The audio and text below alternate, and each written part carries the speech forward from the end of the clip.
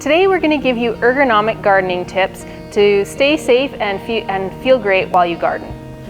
To help with kneeling, we recommend using a small kneeling pad or a kneeling stool. When you're kneeling, you want to keep the area you're working right next to you.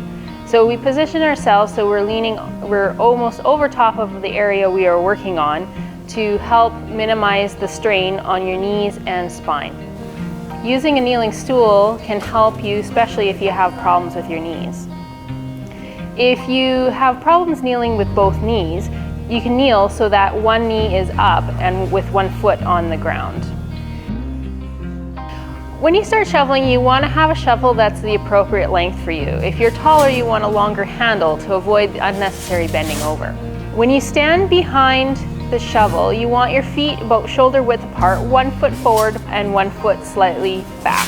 Push the shovel into the ground with your foot rather than using your arms.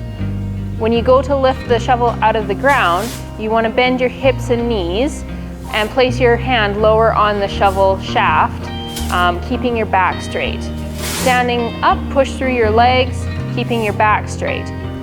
To avoid twisting, you want to move your feet to turn or move the earth directly in front of you.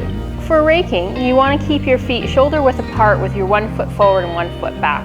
You want to only reach about the length of your rake so that you can avoid bending through your back.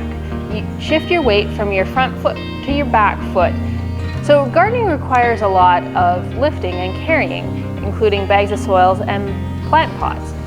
So when you're lifting objects from the ground, you want to keep your feet shoulder width apart and keep the load close to your body. You want to bend your hips and knees, bending down, keeping your back straight.